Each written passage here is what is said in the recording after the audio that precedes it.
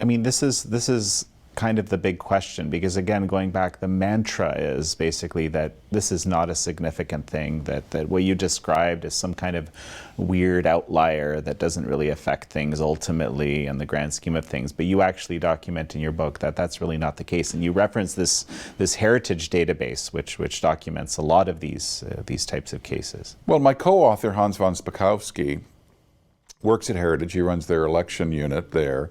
They have a database which I think is over 1,500 cases that are relatively recent vintage, which only list people who've been convicted or pled guilty to voter fraud. And 1,500 cases, all 50 states. Now, prosecutions are rare for a variety of reasons. This is a difficult crime to prove. Prosecutors are loath to pursue them because a lot of prosecutors want to climb the political ladder, which means they're going to have to run for office.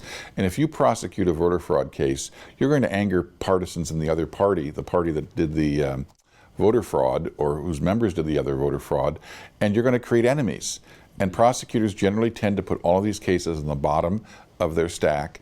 And for another thing, of course, if you prosecute this, in certain neighborhoods and in certain cities, you're automatically going to be accused of racism or voter suppression.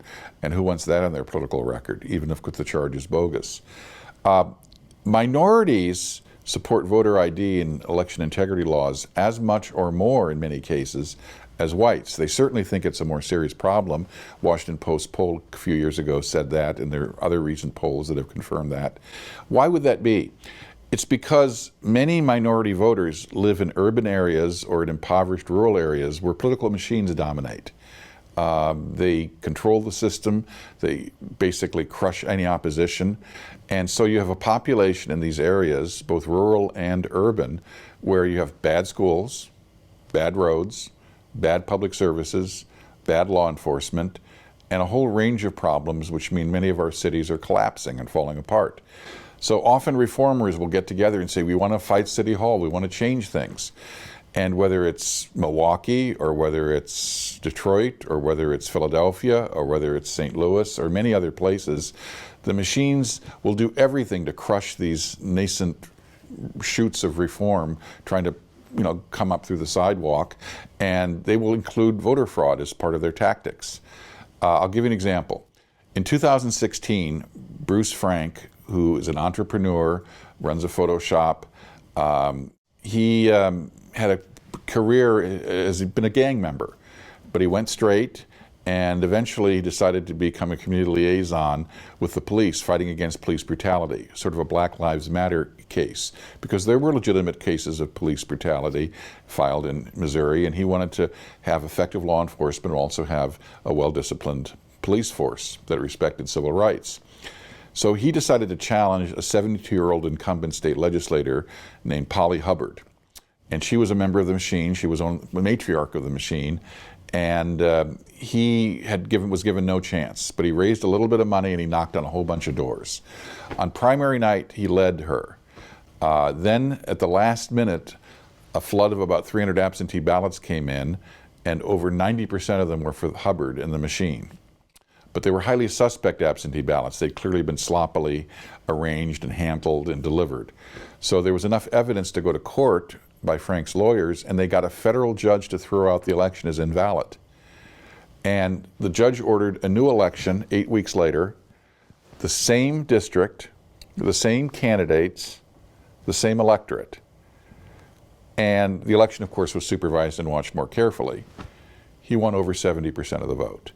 Now, that's not a demonstration that the fraud was that huge in the first round, but it showed, A, there was real popular support for him, and B, people woke up and they must have accepted that these charges were true, because they certainly didn't reward the incumbent who denied the charges. They rewarded the challenger who was making the charges.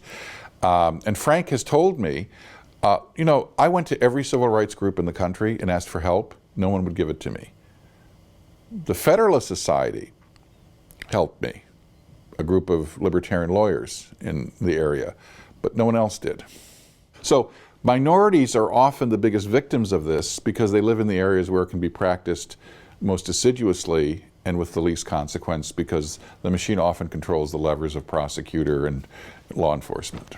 Well, and you also document, frankly, how hard it is to actually do these cases, like how to actually find the evidence. I mean, there's multiple cases you describe, and I mean, frankly, I'm kind of stunned at the types of evidence that some of these attorneys have managed to kind of figure out. That's why one of the lessons of my book that Hans and I wrote is an ounce of prevention is worth a pound of cure. By the time you have the election, you can't really go back and solve the problems that led to whatever irregularities occurred.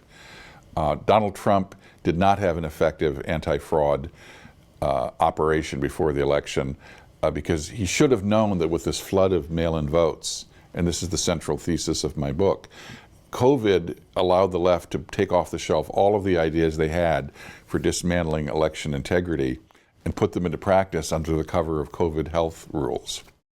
You had unelected health bureaucrats. You had governors operating without the authority of the legislature issue these orders. And the orders basically meant there was a tsunami of mail-in votes that overwhelmed the system. There were not proper precautions, not proper safeguards taken, and in some places, the mail-in vote exceeded the voting at the polls. Now, I'm in favor of absentee mail-in voting, but I think that it shouldn't become the norm. It should be the exception. We should vote under the supervision of election officials at a polling place. Now, you can make adjustments. You can have people vote early in an election office, and that seems to have worked very well. But having mail-in ballots, especially what, for example, places like New Jersey and Nevada did, where they would mail a ballot to every registered voter, even though 20% or so of those ballots went to invalid addresses and invalid voters. So, in my view, what you have is a system that the integrity has to be maintained, and it has to be maintained before the election, because after the election, the audits that were taken all over the country, now the audits have uncovered some problems, Arizona's being an example. But if you want to look at an audit to change an election, if the mail-in ballot that's come in wasn't properly signed or wasn't properly handled, and when it's counted, the sheet describing the voter is separated from the sheet that has the ballot choices on it, what will an audit do? It will decide whether the ballots were counted accurately, but it will never be able to match the ballot up with the person who sent the ballot in. So you can't prove anything. You may be able to prove anomalies, but that's not proof that can overturn an election. So I think the focus on the audits by some of the Trump people was misplaced because they couldn't possibly prove what they were hoping they would prove. It's really fascinating, this whole, basically dramatic shift in the system that happened. Well, in 1980, 3% of Americans cast absentee ballots. That's when Ronald Reagan first got elected. This year it was close to between 40 and 50%. Enormous. Enormous change. And I think there are other problems with massive mail-in voting. I mean, we had people voting 6 weeks before the election. We had people voting before there were any debates. We had people, if you have campaigns, the whole purpose of a campaign is to convince people to vote a certain way, right? Well, if you're having people vote weeks in advance, they're basing the campaign. So why have the campaign then? If people are already going to decide so early who they vote for and just going to ratify their pre-existing prejudice.